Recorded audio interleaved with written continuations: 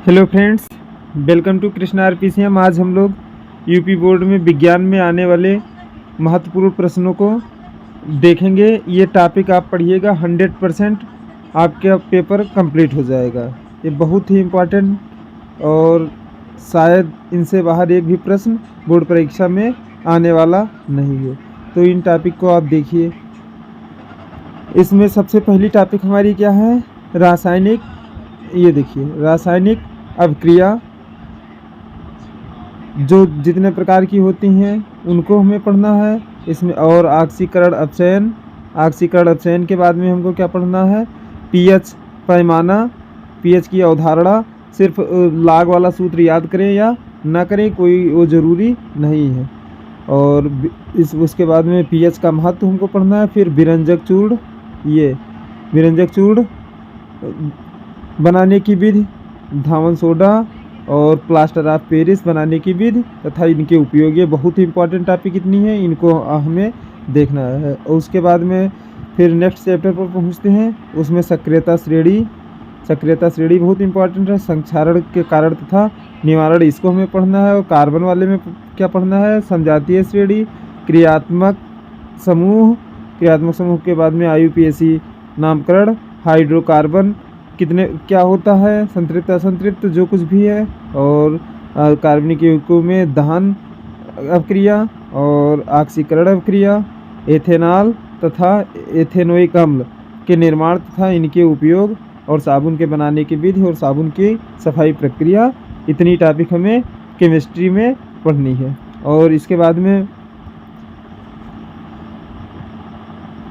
Chemistry की दो और टॉपिक हैं जो छूट गई हैं शायद में इसमें, और वो हैं पीरियाडिक टेबल से मोजले का आधुनिक आवर्त नियम, मेंडलीव का आवर्त नियम, और उसके बाद में आधुनिक आवर्त सारणी के गुण तथा दाएं से बाएं जाने पर भी जो कुछ गुणों में परिवर्तन, आयनन ऊर्जा और धात्विक अधात्विक गुण जो कुछ भी है वो बहुत इंपॉर्टेंट है, उसको पढ़ लीजिएगा। और फिर फिजिक्स में देखते हैं।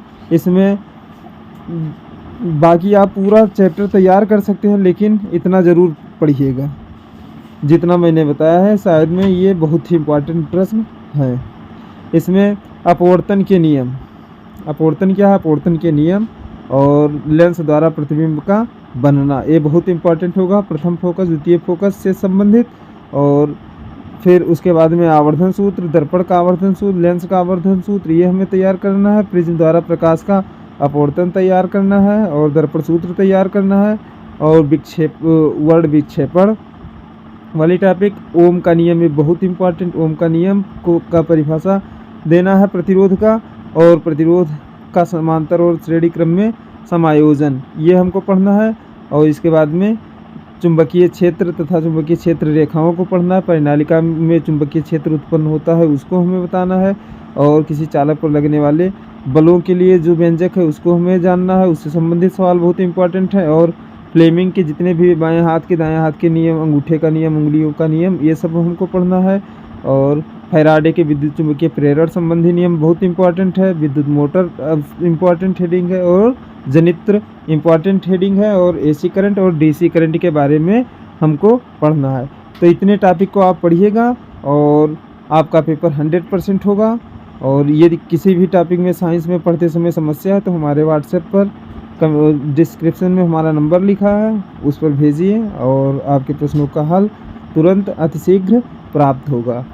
Thanks for watching. जय हिंद, जय भारत।